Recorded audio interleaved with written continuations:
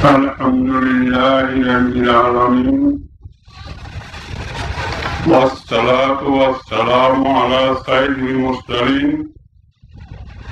وعلى آله الطاهرين أجمعين.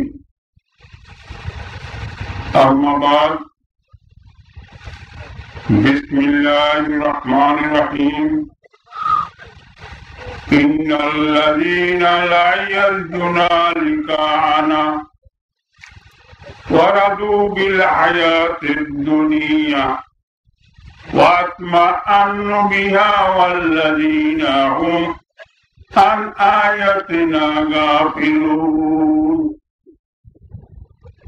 أولئك مأواهم النار بما كانوا يكسبون. بسم الله الرحمن الرحيم. الذين يظنون أنهم ملاقو ربهم وأنهم إليه راجعون. صدق الله العلي العظيم وصدق رسوله النبي الكريم. اللهم صل على سيدنا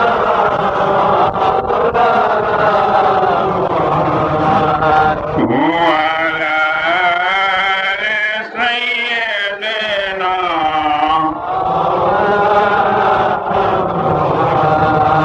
اللهم صل على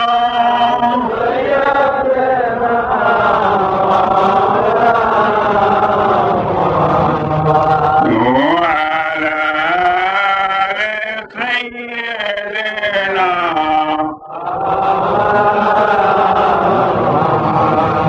الحمد لله.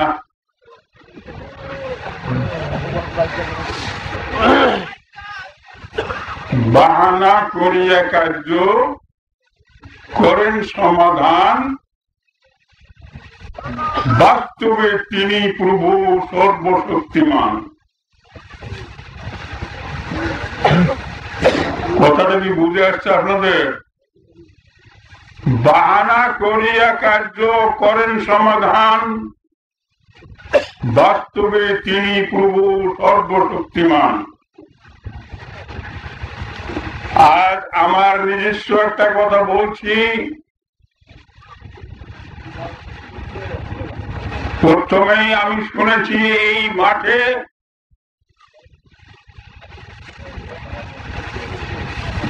যে বর্তমান এই মসজিদ অশিক্ষিত, অবশ্য কথা সত্য। আমি লেখাপড়া করি নাই, মাদ্রাসার বক্তব্য পড়ি নাই, এটা ঠিক। যারা বলছে তারা সত্যিই বলছে, ওই জ্ঞান আমার নাই। আমি খুবই ক্ষুদ্র জ্ঞান, অর্থাৎ কোনো জ্ঞানই আমার নাই। শুধু আমার মুর্শিদ কেবলার হুজুর তিনি আমাকে হুকুম করেছেন, সে হুকুম প্রতিপালন করি, আর কিছু না। আমি যে বাক্য দুইটা পাঠ করেছি, আল্লাহ মানুষকে একটা মানুষ দ্বারা আল্লাহ বহু জায়গায় আল্লাহর দ্বীন প্রতিষ্ঠিত করার ব্যবস্থা করেন।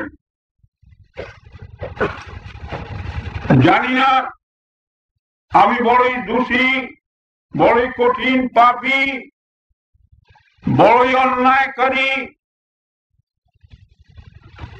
তাই আল্লাহ পাক আমাকে মর্জি করে হিজরত করতে বাধ্য করেছেন এই এলাকায়।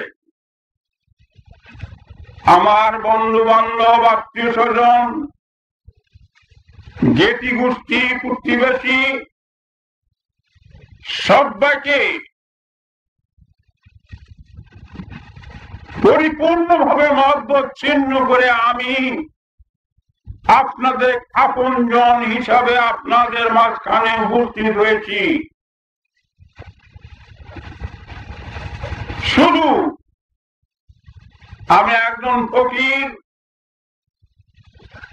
শুধু একটা হক প্রতিষ্ঠা করার জন্য। জানে রাখেন, হাদিস শরীফে আসিয়াছে,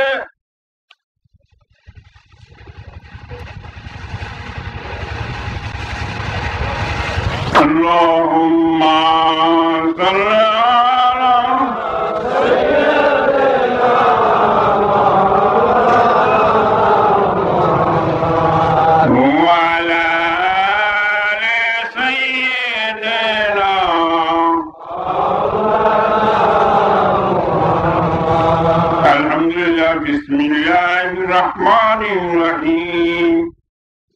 وتنزيل رب العالمين نزل به روح الأمين على قلبك لتكون من المنذرين بلسان عربي مبين।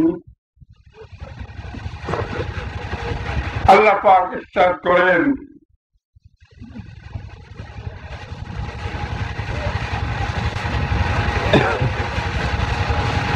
মহান আল্লাহ পাকের তরফ থেকে অবতারিত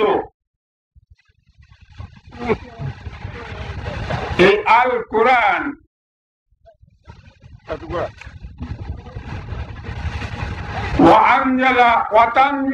তানজিলুর রাব্বিল আলামিন, যিনি সর্বশক্তিমান, যিনি সবকিছু শ্রেষ্ঠ, যিনি সমস্ত সৃষ্টির মালিক, তিনি অবতারিত করেছেন, অবতীর্ণ করেছেন যে কোরআন। কার দ্বারা? নাযালা বিহি রূহুল আমিন।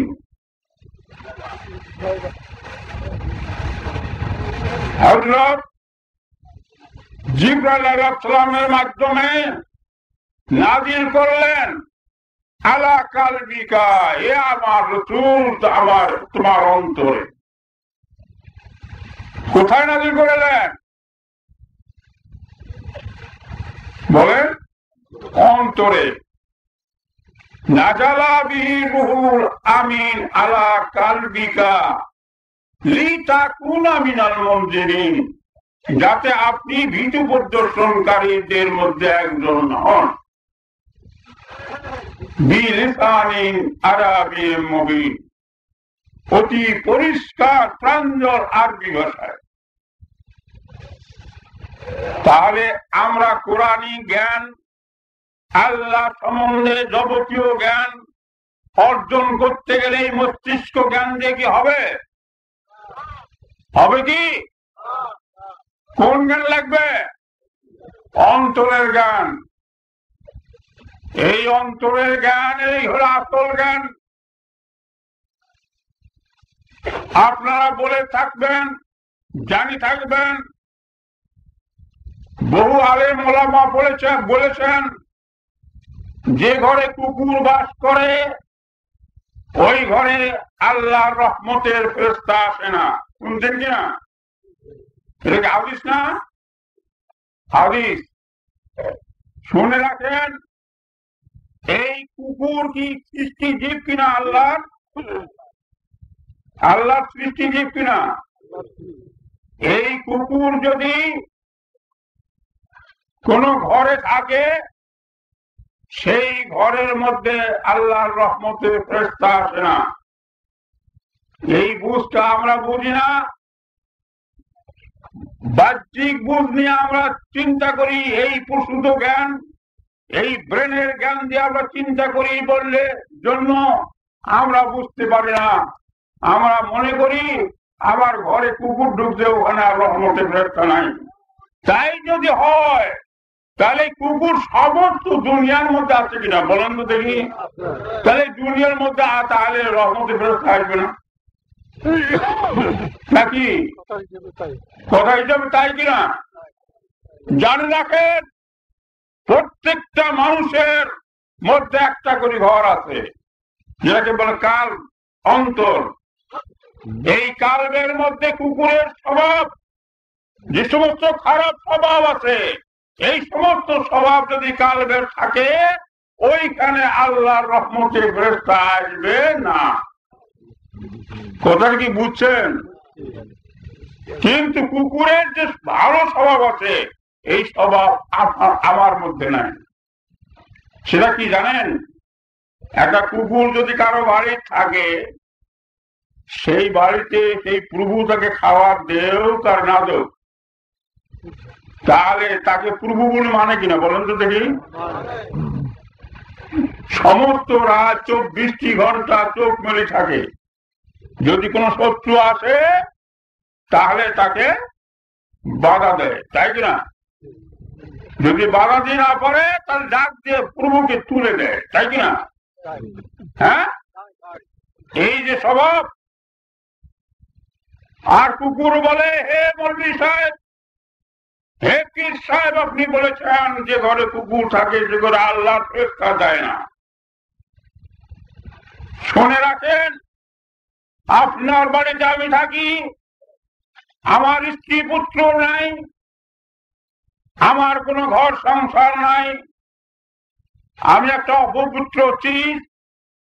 আপনার বাড়িতে থাকি, আপনি খাওয়ার দেন আর না দেন, আপনাকে আমি প্রভু বলে মানি। আপনার জন্য আমি 24টি ঘন্টা চোখ মেলে থাকি। আপনার মতো জ্ঞান আমাকে দেয় নাই, আপনাকে আশরাফুল মাখলুকাত করে সৃষ্টি করেছে। অথচ আমি আপনার দরবারে থাকি, আপনার বাড়িতে থাকি, আপনাকে প্রভু বলে মানি, তাই আপনার 24টি ঘন্টা আমার চোখ মেলে থাকি। আর যে প্রভু আপনাকে সৃষ্টি করেছে, আশরাফুল মাখলুকাত হিসাবে স্ত্রী পুত্র জ্ঞান গরিমা সবকিছু ধন দৌলত সবকিছু দিয়েছে, সেই প্রভুর জন্য আপনি কতটুকু চোখ মেলে থাকেন? আমার জন্য রহমতের ফেরেশতা আছে, আপনার কাছে কোন রহমতের ফেরেশতা আসবে? কথাটা কি বুঝছেন? বুঝে আসছে আপনাদের? তাই আমাদের অন্তর থেকে যেটা ফরজ, এই ফরজ আমরা প্রতিপালন করি না। অনেক কথা হয়েছে, বাধ্য হচ্ছি কথাগুলো বলতে। কেননা একদল বলে যে যারা হিজরত করে আর যারা নফরত করে তারাই মুসলমান মুমিন, তাছাড়া অন্য কেউ না। বলে কিনা? বলে কিনা? এবং তাদের কিতাবেই আছে, যারা হিজরত করে আর যারা নসরত করে, নসরত করা পর্যন্ত সাহায্য করে, অর্থাৎ তাদের সাহায্য করে, তারাই একমাত্র মুমিন, আর কেউ মুমিন না, কেউ মুসলমান না। এখন চিন্তা করেন, যদি আকীদার গন্ডগোল হয়, একটু আগে শুনেছেন, বারবার শুনেছেন, আকীদার যদি একটু কম বেশি হয় তাহলে কি আমল কাজে আসবে? শুনে রাখেন, হিজরত কাকে বলে? হুজুর পাক সাল্লাল্লাহু আলাইহি ওয়াসাল্লাম মক্কা থেকে মদিনায় হিজরত করেছেন আল্লাহর হুকুমে, তাই কিনা? তিনি কি ফিরে আসছেন? ঘর সংসার করছেন কি আসি আবার? বাইজিদ বুস্তামি রহমতুল্লাহ আসছেন, তিনি কি গেছেন ফিরে? এই রংপুরের মধ্যে মৌলানা কেরামতুল্লাহ সাহেব আসছেন, তিনি কি ফিরে গেছেন? এই ইয়ের মধ্যে কি খবর, এটা সিলেটে শাহজালাল রহমতুল্লাহ আসছেন, ফিরে গেছেন? এইকেই বলে হিজরত। অথচ হিজরত এই মসজিদ থেকে ওই মসজিদ যায়, বাজার করে আবার যায়, সেটাকে বলে হিজরত। তাহলে আকীদার কি গন্ডগোল হইল কিনা বলেন তো দেখি? এই আকীদার গন্ডগোলে কখনো মানুষের নাজাত আসবে না, বরং সে ওই জাহান্নামে চলে যাবে। ফতোয়ায়ে আজিজি নামে একটা কিতাব আছে। এটা কি গ্রহণযোগ্য কিতাব কিনা বলেন তো দেখি? আলেম ওলামা এখানে আছেন। ফতোয়ায়ে আজিজি একটা কিতাব আছে। এই কিতাবটা কি গ্রহণযোগ্য নির্ভরযোগ্য কিতাব কিনা? নির্ভরযোগ্য কিতাব। শুনে রাখেন, ফতোয়া আজিজি প্রথম খণ্ডের 155-56 পৃষ্ঠা লেখা আছে শরীয়ত দুই ভাগে বিভক্ত, একটা হলো বিশেষ আর একটা হলো সাধারণ, একটা হলো আম আর একটা হলো খাস। কথাটা কি বুঝছেন? হ্যাঁ, হযরত নবী করিম সাল্লাল্লাহু আলাইহি ওয়াসাল্লাম আল্লাহ পাকের তরফ থেকে, আল্লাহ পাকের পক্ষ থেকে যে সমস্ত বিশ্বাসগত আকীদাগত কথা প্রকাশ করেছেন, স্বভাব চরিত্র নিয়ম নীতি আদেশ নিষেধ ফরজ ওয়াজিব এবং সুন্নত মুস্তাহাব ইত্যাদি প্রকাশ করেছেন, যাহা এই বাহ্যিক অবয়ব দ্বারা প্রতিপালন করা হয় তাকেই বলে সাধারণ অর্থে শরীয়ত। কথাটা কি বুঝছেন? সাধারণ অর্থে শরীয়ত কিতাবখানা দেখে নেবেন। আর অহংকার, রিয়া, লোক দেখাইবার উদ্দেশ্যে ইবাদত করা, পরনিন্দা, পরচর্চা, গীবত, গিলা, লোভ, লালসা, কামনা বাসনা, কৃপণতা ইত্যাদি সর্বাঙ্গ ভাবে,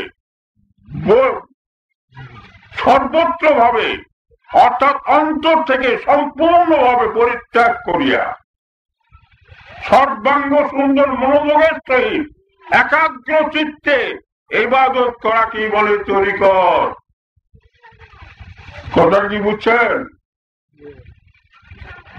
আর ইখলাসের সহিত বিশুদ্ধ অন্তঃকরণে আইনুল ইকুনের মাধ্যমে, প্রত্যক্ষ দর্শনের মাধ্যমে, মুশাহাদার মাধ্যমে আল্লাহ পাকের গুপ্ত এবং প্রকাশ্য জগতের যাবতীয় কিছু দর্শন করাকে বলে হাকিকত। কথা কি বুঝছেন? কিতাবখানা দেখে নেবেন। আর আল্লাহ পাকের সবকিছ, আল্লাহ পাকের মহত্ব, আল্লাহ পাকের একত্ব এর গভীরতায় পৌঁছা এবং পরিষ্কার ভাবে বোঝা, ইহাকেই বলে মারিফত। মারিফত তো পরিচয় পথ, তাই কিনা? মারিফত মানে পরিচয়। তাহলে এই সমস্ত বাদ দিয়া ওই বাহ্যিকটা করলে কি হবে? তাই আমাদের উচিত দুইটাই একসঙ্গে করা। তাই আল্লাহ পাক বলছেন, ইন্নাল্লাযীনা লা ইয়ারজুনা লিকানা ওয়ারাদু বিল হায়াতিদ দুনিয়া ওয়া আতমাআন্নু বিহা ওয়াল্লাযীনা হুম আয়াতিনা গাফিলুন উলাইকা মা'ওয়াহুমুন নারু বিমা কানু ইয়াকসিবুন। আল্লাহুম্মা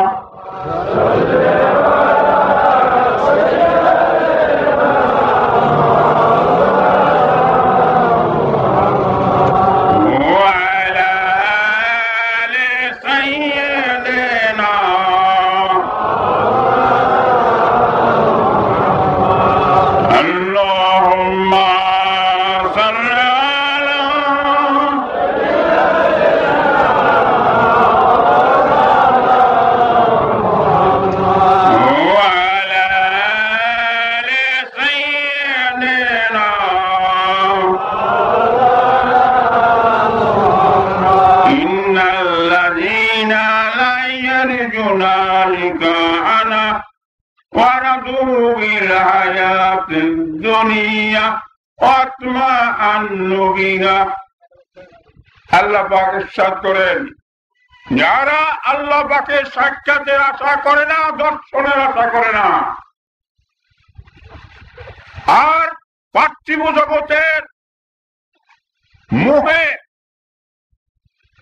তৃপ্তি লাভ করে, পার্থিব বৈভবের মধ্যে তৃপ্তি লাভ করে, ওয়াল্লাযীনা হুম আন আয়াতিনা গাফিলুন, আর আমার নিদর্শন সকল থেকে বিচ্ছিন্ন হয়, গাফেল হয়, উলাইকা মাওয়াহুমুন নারু বিমা কানু ইয়াকসিবুন।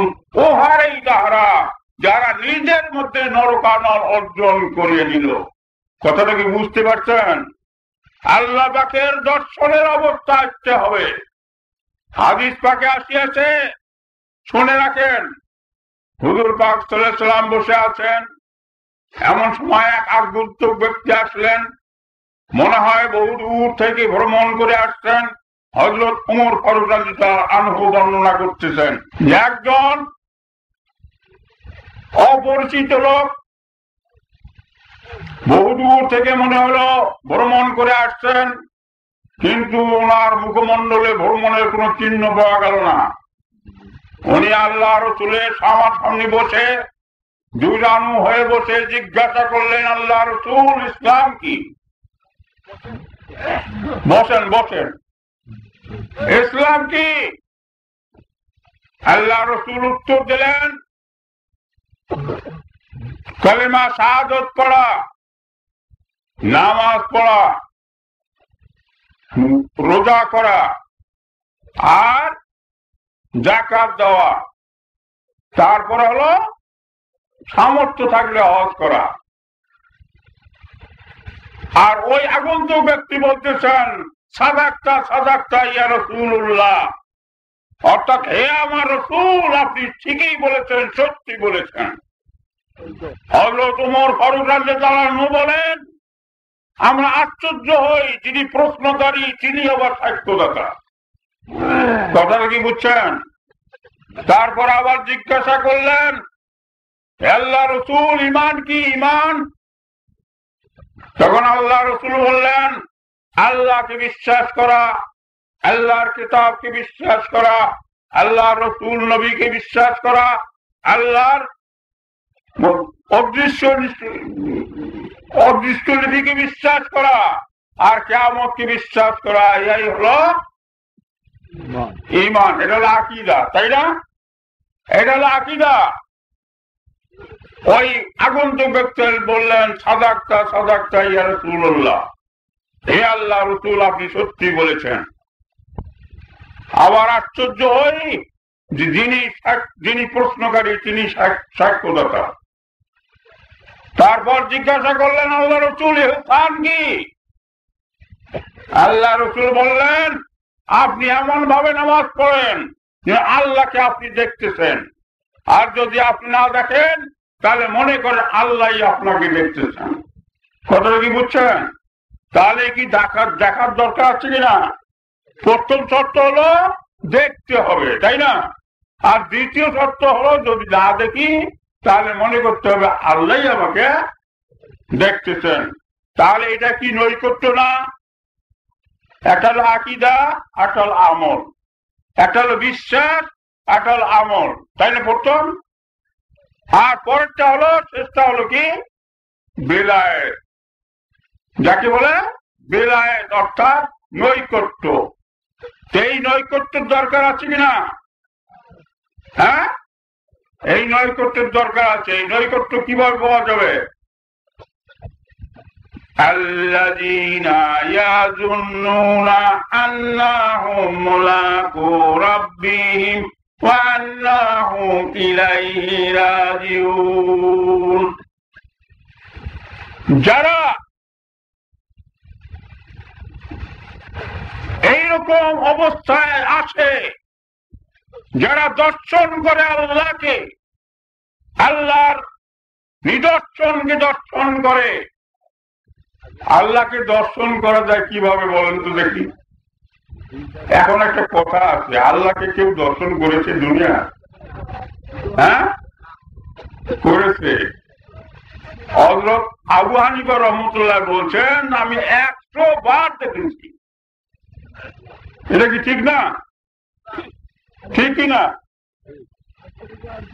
এখন দর্শন করা যাবে কিভাবে?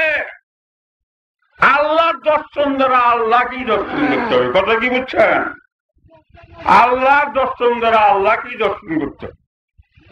আল্লাহ যখন দর্শন দান করবেন তখন ওই দর্শন দ্বারা, অর্থাৎ আল্লাহর দান আল্লাহর বাহন ছাড়া বহিতে পারে না। কথা কি বুঝছেন?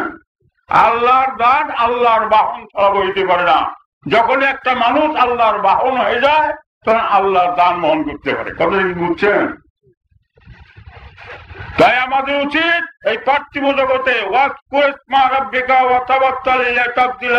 রাব্বুল মাশরিকি ওয়াল মাগরিবি লা ইলাহা ওয়াত্তাকিযু ওয়াকিলা। হে আমার নবী, আপনি বলে দেন পার্থিব জগতের যাবতীয় চিজ বস্তু হইতে উত্তম রূপে মহব্বত কর্তন করিয়া আল্লাহর দিকে মুখ ফেরান, কারণ আল্লাহ পূর্ব এবং পশ্চিমের মালিক, তিনি একমাত্র উদ্ধারকর্তা। তাহলে পার্থিব জগৎটা কি এই অন্তর সম্পূর্ণভাবে মুক্ত করতে হবে, তাই কিনা? পার্থিব জগতের লোভ লালসা কামনা বাসনা সবকিছুর থেকে এই অন্তর মুখ ফিরিয়ে নিতে হবে আল্লাহর দিকে।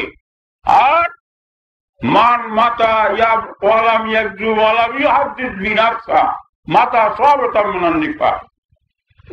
যারা মারা গেল, আল্লাহ রাসূল বলতেছেন, যারা মারা গেল ওই অবস্থায়, যারা মারা গেল ওই অবস্থায়, যারা এই নফসে আম্মারার সঙ্গে জিহাদ করলো না বা জিহাদের ফিকির করলো না, তারা মুনাফিক অবস্থায় মারা গেল। তাহলে কি নফসের থেকে জিহাদ করা লাগবে না? নফসের জিহাদ করা লাগবে কিনা? এখানে প্রশ্ন আসছে, এখানে বলা হচ্ছে গোলাম আজম গং দীর্ঘদিন যাবৎ বলে আসলো শহীদ মিনারে ফুল দেওয়া না যায়, আর রেজামি আর কিটা আলী আহসান সাহেব শহীদ মিনারে ফুল দিলে এটা কেমন করে হলো? কথা কি বুঝছেন? আসল কথা আকীদার মধ্যে কাজ। আমি একদিন এই বদরগঞ্জ থেকে যাচ্ছি বাড়ি, ট্রেনের মধ্যে, শুনে রাখেন, ট্রেনের মধ্যে বা হক কথা বলতে হবে কিনা? হক কথা বলতে হবে কিনা?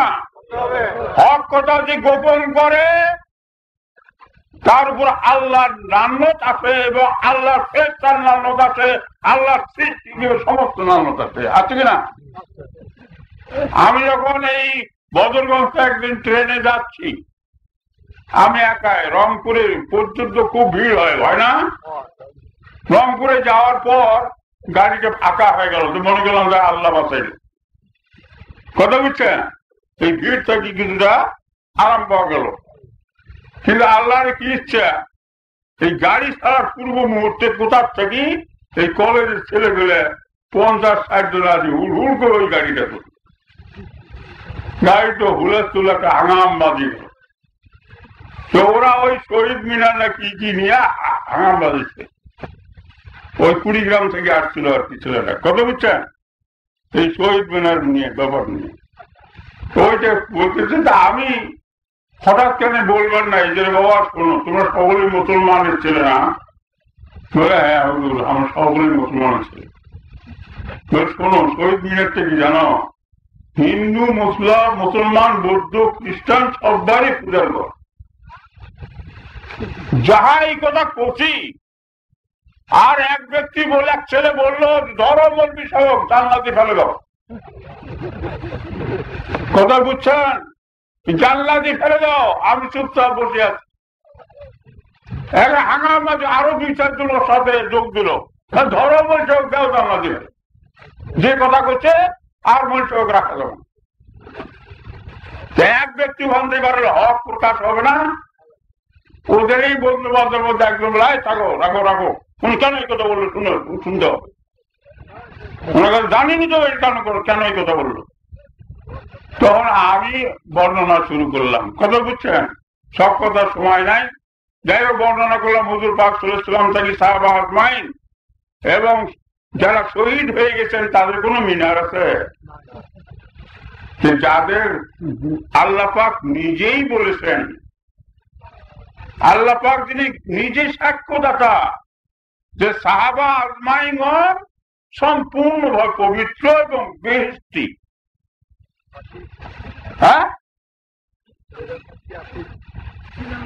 কথাটা কি বুঝছেন? সেখানে কারণ আল্লাহ পাক বলছেন মুহাম্মাদুর রাসূল ওয়াল্লাযীনা মাআহু আশিদ্দাউ আলাল কুফার রুহামাউ বাইনাহুম তারাহুম রুকআন সুজদান ইয়াবতাগুনা ফাদলান মিনাল্লাহি ওয়া রিদওয়ানা। সাহাবা আজমাইনগণের প্রশংসা করেছে। সেই সাহাবা আজমাইনগণের যদি কাল কোন শহীদ হওয়ার পর তেনাদের যদি কোনো শহীদ মিনার না থাকে, আমার আপনার থাকার কোনো দাম আছে? থাকা যাবে? হ্যাঁ, থাকা যাবে কি? এইভাবে যখন আস্তে আস্তে বুঝলাম তখন আস্তে আস্তে ওরা বুঝতে পারলো। শেষ পর্যন্ত কুড়িগ্রামে যখন গাড়িটা পৌঁছল, সকলে আমার কেউ হাত কেউ পা ধরে মাপ চাইলো, হুজুর আমি ভুল করছি, মাপ চাই। এই হক প্রতিষ্ঠা হলো না? হক কথা বলতে হবে, এই হকের দিকে আমাদের যেতে হবে। যেখানে আল্লাহ রাসূল বলেছেন আমার সমস্ত সাহাবাগণই উত্তম, তবে কারো চেয়ে কেউ একজনের চেয়ে আরেকজন অতি উত্তম। কথাটা কি বুঝছেন? সমস্ত সাহাবার মাইনে উত্তম, আর একজনের চেয়ে আরেকজন অতি উত্তম। সব সাহাবাকে আমরা মানতে হবে কিনা? যে কোনো একজন সাহাবাকে যদি আমরা অনুসরণ করি তা আল্লাহ রসুলকে অনুসরণ করা হলো, আল্লাহ রসুলকে অনুসরণ করা হলে আল্লাহকে অনুসরণ করা হলো, তাই কিনা? আর এই সাহাবার মাইনের বিরুদ্ধে যদি কেউ কথা বলে তাকে মানবেন? আপনারা মানবেন? সেটা কি মুসলমান থাকবে? থাকবে না। অতএব এখান থেকে আমাদের আকীদা সম্পূর্ণভাবে বিশুদ্ধ রাখতে হবে। কেননা আজকে বাংলাদেশের মধ্যে আর্মি নামে এই সন্ত্রাসকে দমন করার জন্য চেষ্টা করা হচ্ছে। গভর্নমেন্ট ফেল হয়ে গেছে এক প্রকারের, আর্মি নামে সন্ত্রাস দমন করতেছে। এই রাইফেল দিয়ে যতই চেষ্টা করেন কিন্তু সন্ত্রাস দমন হবে না যতক্ষণ পর্যন্ত কালবের ওই সন্ত্রাস দমন হয় নাই। কথা কি বুঝছেন? এই অন্তরে সন্ত্রাস দমন করতে হবে, এই অস্ত্র দেওয়া হবে না। তবে হ্যাঁ, শাসনকর্তার শাসন মানতে হবে, কেননা শাসনকর্তার শাসন মানতে হবে। এই উদ্ধার হইতে হবে, সেই নষ্টের সঙ্গে দেয়া করতে হবে, আর কালবের পরিস্থিতি আনতে হবে, কালবের পরিস্থিতি আনতে হবে। যারা আল্লাহকে সাক্ষ্য দেয়, আল্লাযীনা ইয়াজুন্নুনা আন্নাহুম মুলাকু, আল্লাহ পাকের দর্শন অবস্থায় যারা থাকে, সর্ব অবস্থায় আল্লাহ পাকের দর্শন অবস্থায় যারা থাকে, আর যারা মনে করে যে আমি আবার প্রত্যাবর্তন করতেছি, এই মস্তি প্রত্যাবর্তন করতেছি, এই অবস্থা ধারণ করে, তারাই কামিয়াবি হয়, তাই আল্লাহ পাকের দর্শন পায়। কত কি বুঝছেন?